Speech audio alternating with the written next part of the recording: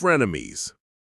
If you have ever watched Justified on FX, as I did when I binged all 6 seasons and the whole of the spinoff a few months ago, you know what that is. As you may or not be aware, I have made a bit of one of those in our own local law enforcement here lately. I promise shit didn't start out that way, but a strange series of mishaps made that bed for me. I recently gained the knowledge that he may be finally cutting me loose in order to move on a little further. Part of me is glad to have him out of my ass, pun intended, but part of me will miss having a local lawman who owes me favors so big that he has to honor requests or perhaps have a conversation with internal affairs. It all started last month with a phone call. Me. You know, if you keep this up, we are going to have to sit down and discuss our thing with my wife. Woodp. Well, if things go to plan, we might not need to have that conversation. Well, Detective Woodp, what are you telling me? Damn it. We should get you a superhero name as the foil to my alleged villainy. Please stop. How does the Redwood Rooster sound? I sincerely wonder if I am capable of missing you. Miss me? What is happening? Well, as I tried to start to say, I will hopefully soon be out of your way. Hey, suicide is never the answer, Detective. What? You got some kind of terminal illness? You're calling me to write your eulogy? What? No. I'll freestyle it right here. Check it out. Here lies, I never knew your first name. It's Detective. Weird name. Anyway, here goes. Here lies Detective Woodp, a great man of the law who is unafraid to swing low and thrust into a situation no matter how dark or sticky. A man admired by the community he served, and Phlip, you shut up. What? You're not dying, jackass. Well, what the fuck are you telling me? I'm telling you that I have been applying to federal law enforcement for about a year now, and the help you gave me in snaring that fugitive last month gained me some attention. And you're calling to arrange the finder's fee. The name is spelled P-H-I-L-L. No. They have given me a list of cold cases to look into, help, if one might call it that. And if I can do it efficiently, then I might be moved along a touch faster and you stop darkening my doorstep, metaphorically. Unless Mo Phillips branches out into federal crime— Whoa, fuck! Gesundheit! Thanks. So, where do I come into this? Do I go down the list?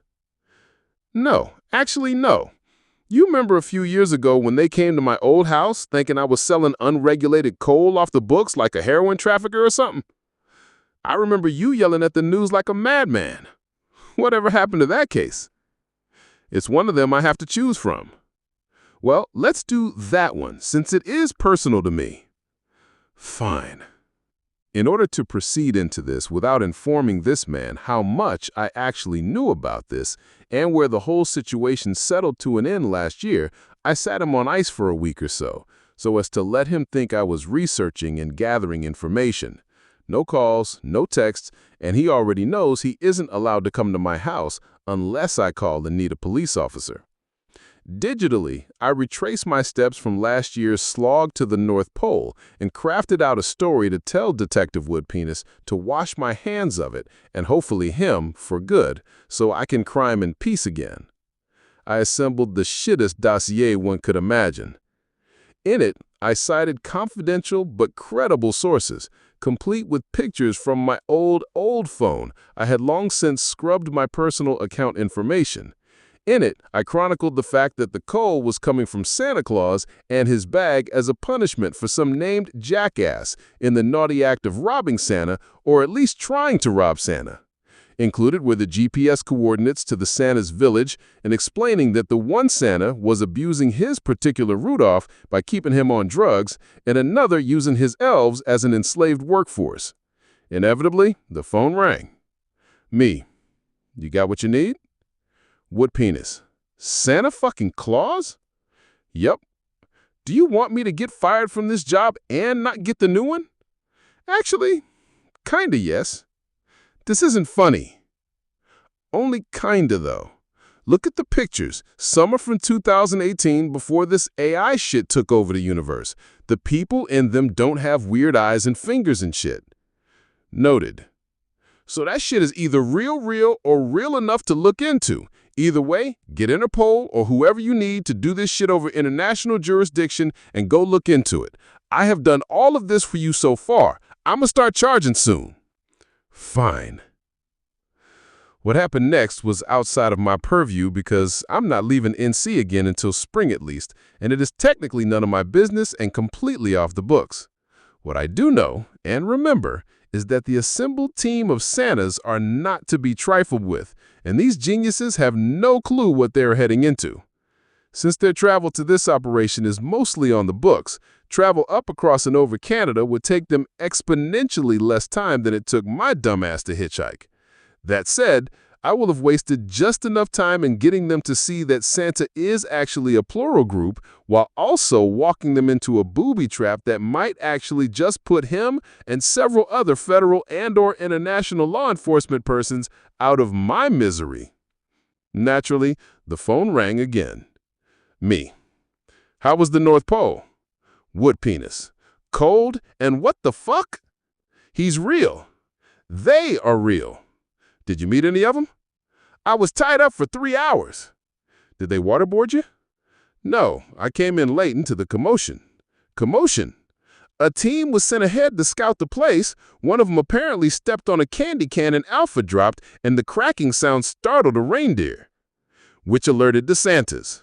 Yep, so when the shooting starts, we get sent in for an extraction. Not a military unit? They tried the military first, but they laughed us off the phone. Casualties? No. Well, yeah, none. There's more to that, and you're holding out on me. Do I have to? Fuck yes, you do. Fine. I tied them. They tied me to a chair to interrogate me, and you ain't got no marks on you, so you folded like an accordion. I told them I was there to investigate some illegal coal dealing in the United States, and they stopped me mid-sentence. Oh, shit. No, nothing bad. One of them brought out a bag of coal, as they used to give bad kids instead of toys. And then they explained that a rogue Santa had been beefing with someone they had since been sworn to secrecy with as a means of not letting it out. They put me on the naughty list and had me start emptying the bag. What happened after that? Get it, it just kept filling back up automatically. They said the guy had used that to his advantage and started selling coal. That's wild, ain't it? So you're still untouched. What happened? They didn't keep us. They let us go unharmed. But now I'm stuck on the naughty list. Like forever? I'm guessing so. So what's next? Did you at least get the job you were after? Funny thing that. Funny how? Well, this undertaking included me and the man who would become my supervising officer, among others. He was extra not on board with this whole believing in Santa Claus thing, but went along with it because the orders came from on high. Uh-huh. So we get there, and his attitude toward it all softened. It seemed he was against bringing me into the fold based on the absolute ridiculousness of the mission. But when he saw it was real, shit changed. Bingo. So things are looking up. How long until you can leave me until you know if you got it or not? It'll be sometime in the new year here, but I'm cautiously optimistic. So aside from the whole naughty list thing, it's a Christmas fucking miracle. Something like that.